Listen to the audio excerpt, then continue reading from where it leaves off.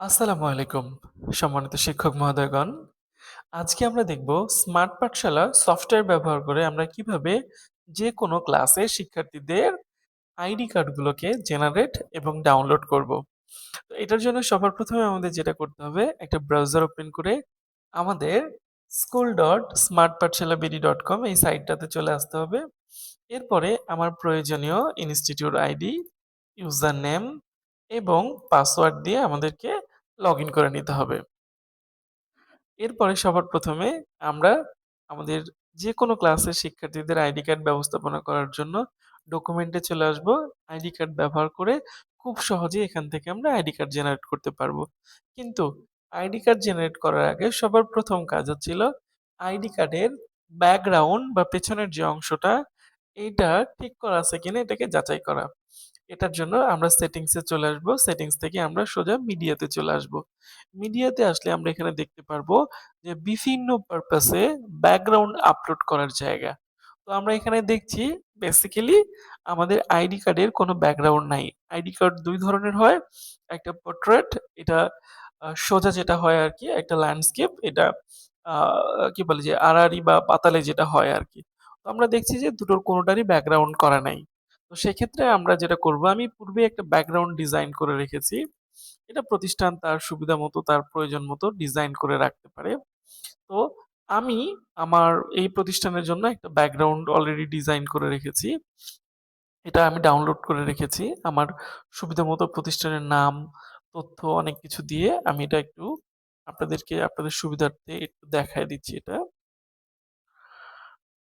Basically আমি একদম simple background design করেছি। উপরে লোগো দিয়েছি, প্রতিষ্ঠানের নাম, অ্যাড্রেস দিয়েছি, প্রিন্সিপালের আমি ডেজিগনেশন দিয়ে তার স্বাক্ষরটা দিয়ে এখানে ওয়াটারমার্ক একটা কি বলে যে আমার প্রতিষ্ঠানের লোগোটাকে দিয়ে দিয়েছি। একদম সিম্পল ডিজাইন। আপনারা চাইলে আরো এর চাইতে সুন্দর ডিজাইন করে নিতে পারেন। তো বেসিক্যালি এটা আমার ডিজাইনটা, এটা আমার এখানে আছে। এবার আমি যেটা করব, যেহেতু আমি দেখছি যে আমার এখানে মিডিয়াতে এসে আমার এখানে ডিজাইন আপলোড করা নাই। আমি ডিজাইন করে নিয়েছি, আপলোডের জায়গা আছে। এবার আমি যেটা করব এটাকে একটু ডিজাইনটাকে এখানে আপলোড করে নিব। তো ডেস্কটপ থেকে আমি এটাকে আপলোড করে দিলাম। আপলোড করার পরে আমি এটা নিশ্চিত হব যে এটা আপলোড কনফার্ম হয়েছে কিনা। প্রয়োজনে একবার রিলোড দিয়েও আমি অবশ্যই যাচাই করে নিব যে আমার ফাইলটা এক্সাক্টলি আপলোড হয়েছে কিনা। আমি দেখছি আমার ফাইলটা আপলোড হয়েছে সফলভাবে। এবার আমি ডকুমেন্টে আসবো, আইডি কার্ডে আসবো। আমি একটা আইডি কার্ড নিবো না অনেকেরটা নিবো? আমি চাইলে একটা নিতে পারি, আবার একসঙ্গে সবার নিতে পারি। তো আমি দুটোই দেখাচ্ছি আপনাদের সুবিধার্থে। সাপোজ আমি একটা নিবো, সেক্ষেত্রে আমি একটা শিক্ষার্থীর আ আমি একটা আইডি নিয়ে নিবো। সাপোজ আমি এই শিক্ষার্থীটার আইডিটা নিয়ে নিলাম। এরপর আমি ইন্ডিভিজুয়াল এসে শুধুমাত্র এখানে আমার কোন ধরনের আইডি কার্ড দরকার এবং আমার বাচ্চার আইডিটা দিয়ে আমি জেনারেট দিলেই আমি সুন্দর করে আমার শিক্ষার্থীর আইডি কার্ডটা পেয়ে যাব। এটা আমার ব্যাকগ্রাউন্ড ছিল। ব্যাকগ্রাউন্ডের উপরে সুন্দর করে আমার ডাটাগুলো চলে আসছে।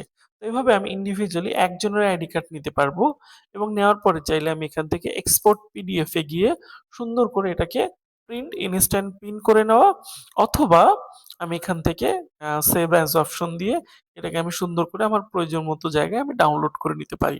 তো এটা ছিল আমার অ্যাকচুয়ালি যে একটার ক্ষেত্রে। আর আমি যদি পুরো শ্রেণীভিত্তিক নিতে চাই তাহলে আমি বাল্কে চলে আসবো।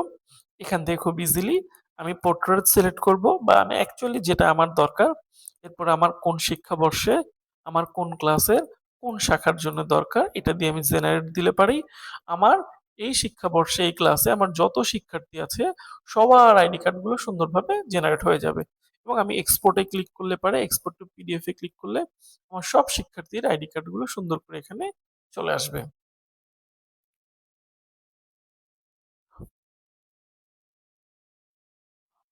প্রিভিউ হতে কিছু সময় লাগতে পারে। এটা সফটওয়্যারের বাইরের ম্যানেজমেন্ট আরকি।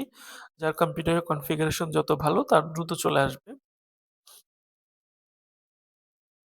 যেহেতু অনেকগুলো ফাইল সেক্ষেত্রে একটু সময় লাগছে। বেসিক্যালি এটা সিম্পল। এটা প্রিভিউ হয়ে যাবে। এরপরে আমরা চাইলে পরে এটাকে সেভ করতে পারি। অথবা কোনো প্রিন্টার দিয়ে প্রিন্ট করতে চাইলে প্রিন্টার সিলেক্ট করে প্রিন্টে ক্লিক করলে পারে এটা সুন্দর করে খুব দ্রুত সময়ের মধ্যে এটা প্রিন্ট হয়ে যাবে। এটাই মূলত আইডি কার্ডের ম্যানেজমেন্টের যে কাজটা আরকি। আশা করছি আপনারা এটা সুন্দরভাবে করতে পারবেন। এই যে